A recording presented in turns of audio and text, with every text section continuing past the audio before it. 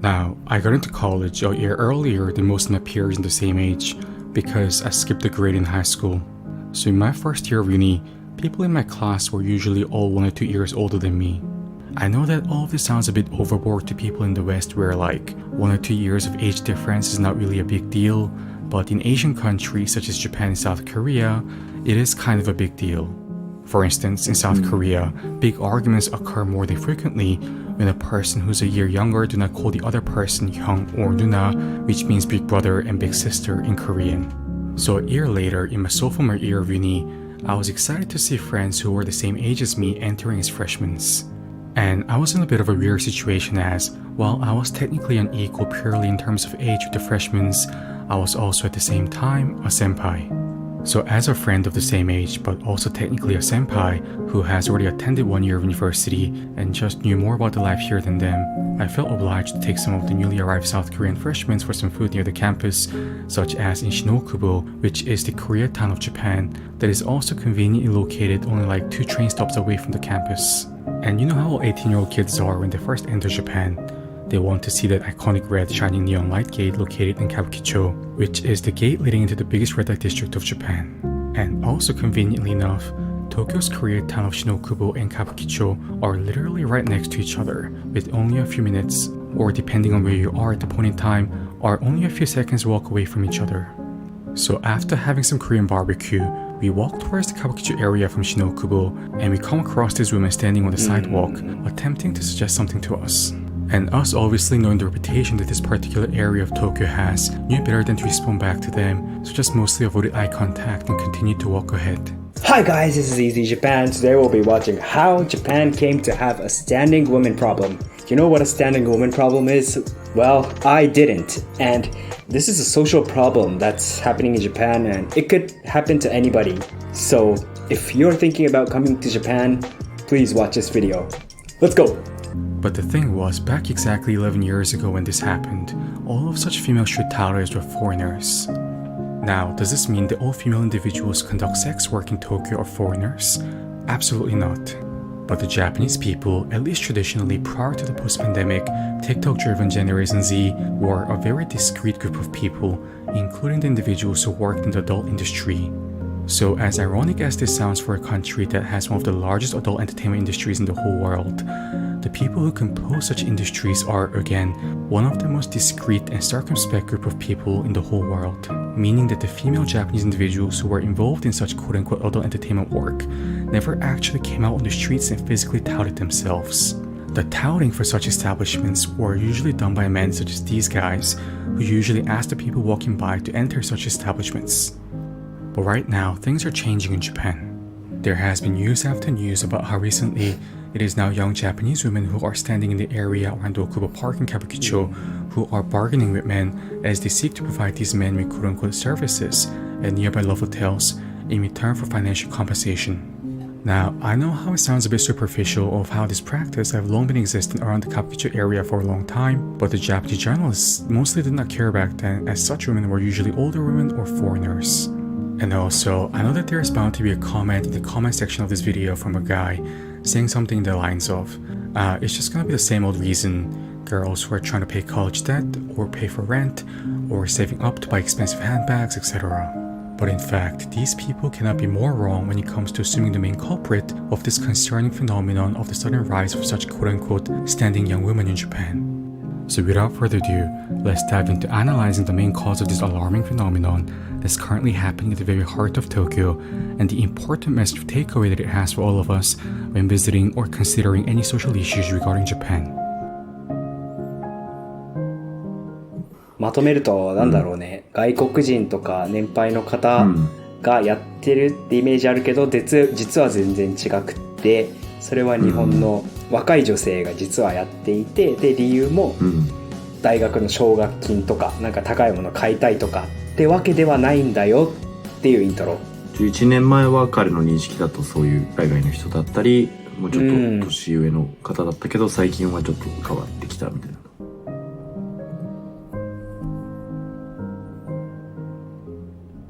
A 23-year-old young Japanese woman by the name of Yuka, let's just say her name is Yuka for the sake of this video, as the police did not reveal her real name, which has been rightfully done so as she is the victim, is feeling extremely lonely throughout her life in Tokyo. She did not attend university as she did not perform too well academically while in school and was originally raised in the countryside region of Japan. And to start a new life, she recently moved to Tokyo, but soon found out that things were not much different in Tokyo, or even worse when it came to curing her loneliness. And Japan being the most introverted, quote-unquote, people keeping to themselves type of country in the world that it is, nobody checks upon her or asks her if she's doing okay.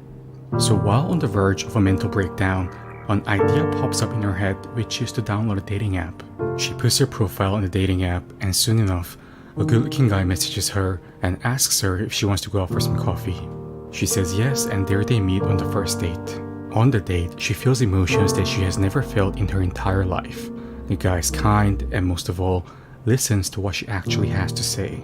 For the first time in her life, she feels like a princess and thinks that someone actually cares for her. And as the date progressed, the guy asks Yuka if she could be his girlfriend. And Yuka, already infatuated with the guy at this point, says yes. But at the end of the date, the guy finally confesses to her about what he does for a living, which is that he works as a male host at a host club in Tokyo's red light district of Kabukicho.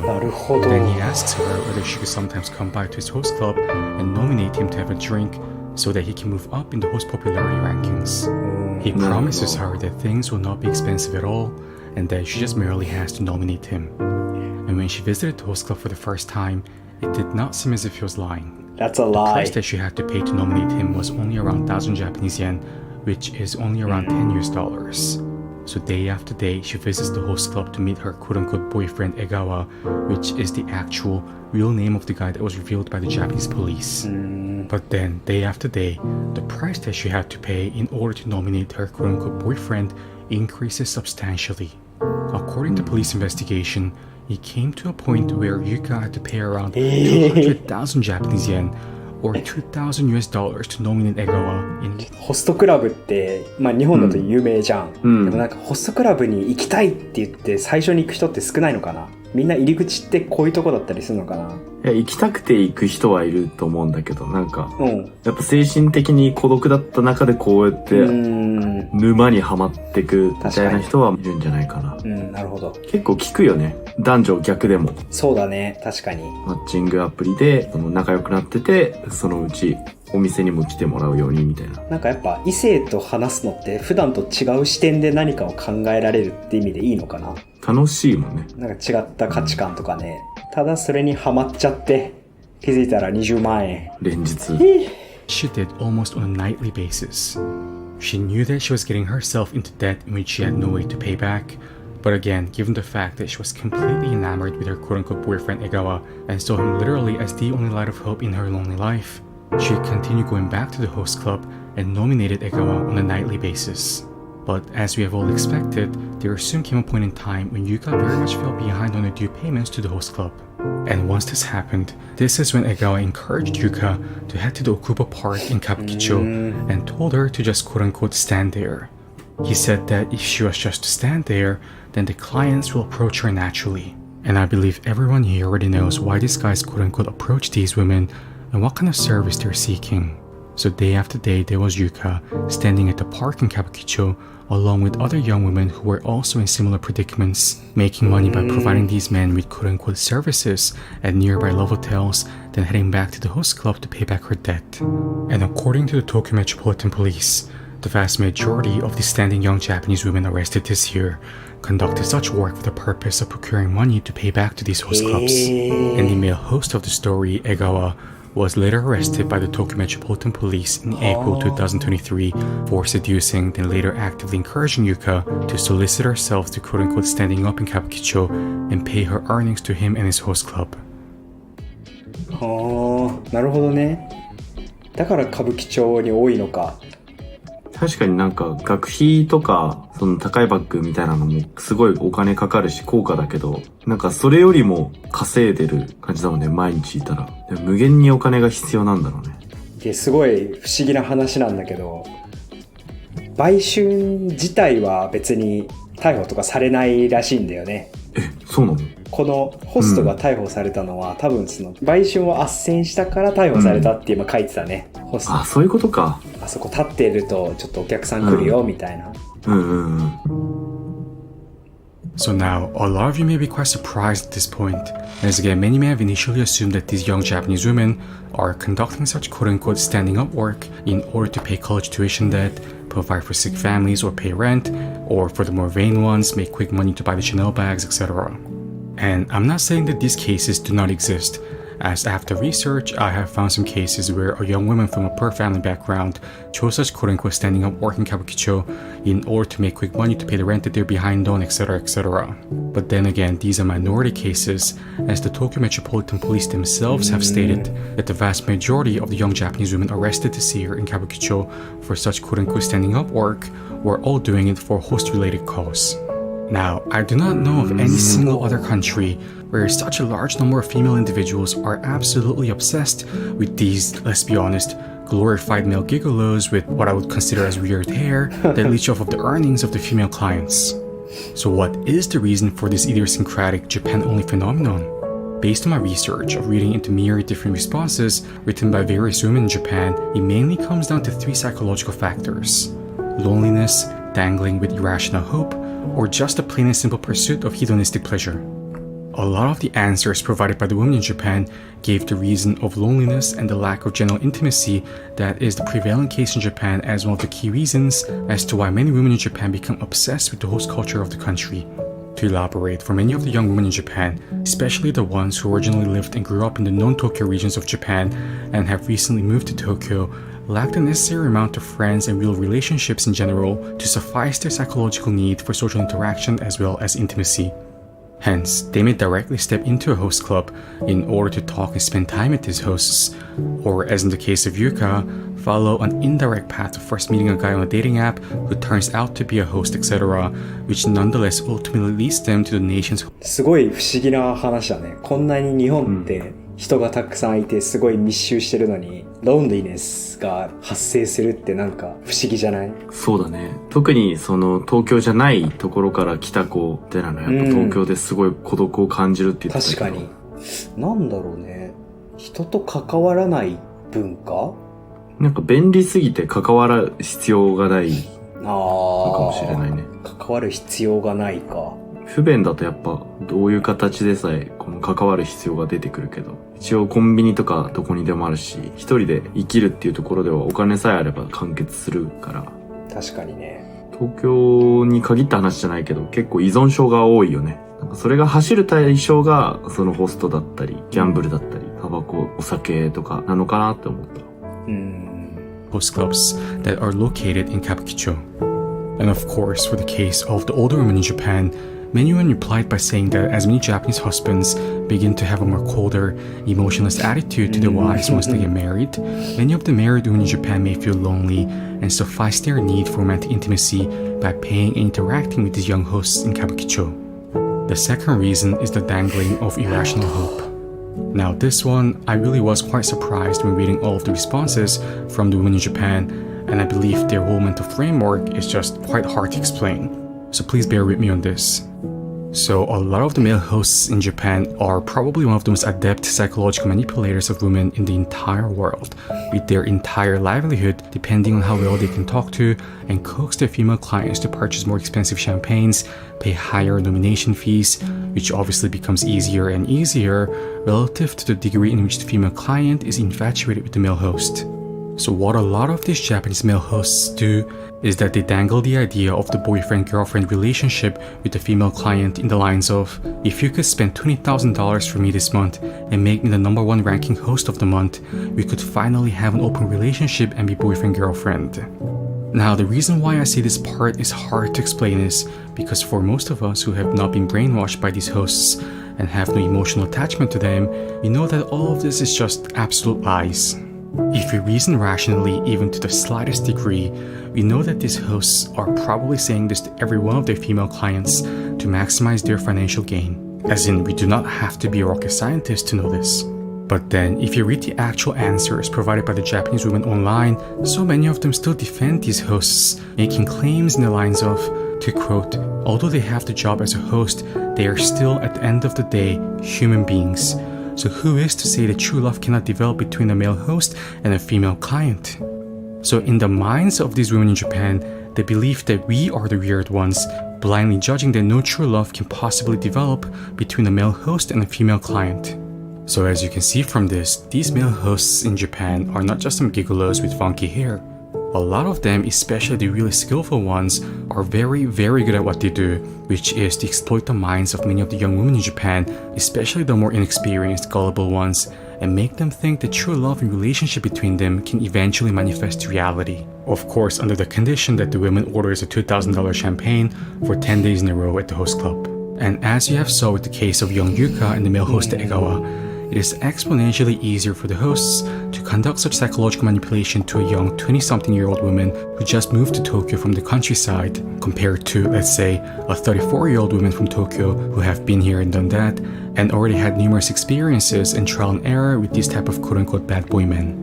The last main reason as to why many of the women in Japan 日本ってそもそもその目立たないことを一つの美徳としてるじゃん、でなんかそういう文化の中でその特別感っていうのがどんどんなくなってって、その中でこのホストっていう環境でその特別視されるっていうのが一個大きな理由としてなんかハマるんじゃないかな。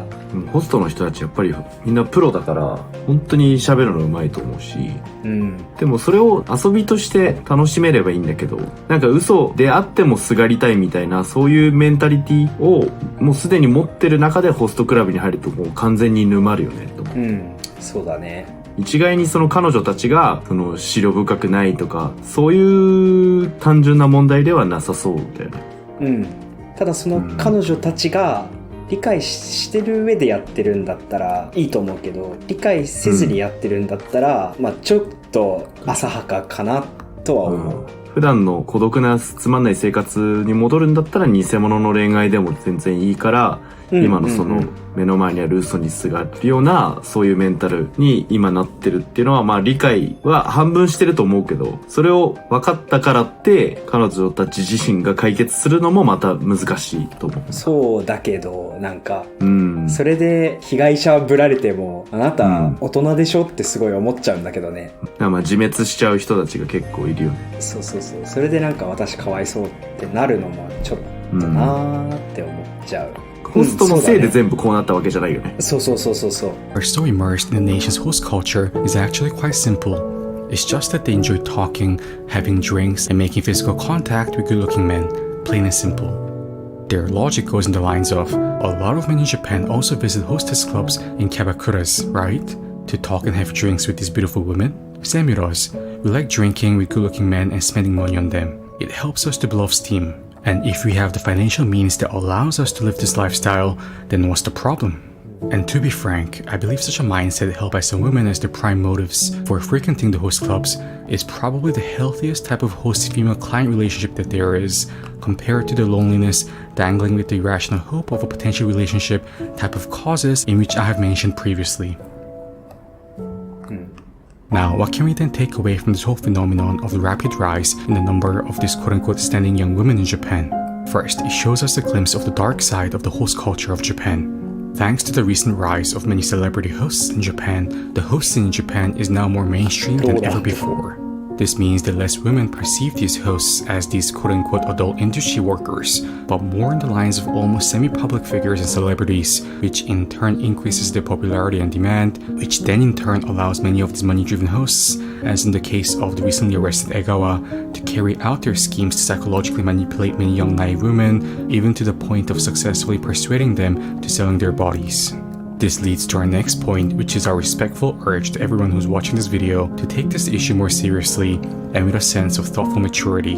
For some reason, when it comes to any issues regarding Japan, many have this condescending approach to the whole thing and approach it as if it's all a joke that's happening not in a real country, composed of real people with real problems, or some type of virtual fantasy land. That Japan is just this really weird, quirky country full of anime, otakus, and a bunch of other eccentricities, and once again, everything happening inside the country is something that is just intangible and not real life. For instance, in our previous homeless teenager issue of Tokyo video that we made that almost went up to 1 million views, before we had to delete it due to us mentioning some information about a hotel chain located in Kabukicho, there were so many comments in the lines of, to quote, heading to Japan right now, more the reason to go to Japan. Like, here we are discussing a serious issue about domestic violence and potentially violence conducted onto minors. Then there's a bunch of people joking around saying that they're heading to Japan right now as they think this is cool and want to come check it out. So through this video, we hope that the message gets across to the people residing in the West that Japan, despite all the eccentricities in which they do have, is just as much a real country filled with real people with real problems as much as the US or any other country that you're currently residing in. Our next point is to some degree connected to our previous point, which is our sincere urge for all of us to have some sympathy for these quote-unquote standing young Japanese women of Kabukicho. It has become an issue in Japan as of late of how a bunch of thoughtless live streamers think that this is all just so funny, so go up to this park where these girls are standing at, stick their little live streaming cameras up in their face, and start talking to them in quite a condescending fashion. お姉さん、なんで笑ってんすか？立ちんぼですか？ So there is currently a rising concern that many of these immature, thoughtless people who just think that this is also amusing continue to frequent this area and thus help establish the location these days as almost a quote-unquote tourist spot among the younger crowd. But come on guys, the vast majority of these young women, while mostly being able to keep their emotions in on the surface and control themselves from having a mental breakdown, at least publicly, are in such a bad place psychologically, needless to mention physically as well, literally being manipulated psychologically by many of these hosts to be doing this type of work on the street, as in the case of Yuka in our story. So the last thing we need is a bunch of live streamers sticking cameras up on their face, or a bunch of degenerates going up to them and starting a conversation with them, thinking that they're being funny and are practicing quote-unquote game in terms of talking to Japanese women, etc. Now, if you really want to help them out, you can contact non-profit organizations such as Rescue Help ran by thoughtful individuals such as Arata Sakamoto that helps this quote-unquote standing young Japanese women of Kabukicho to escape from their predicaments and receive the support that they need.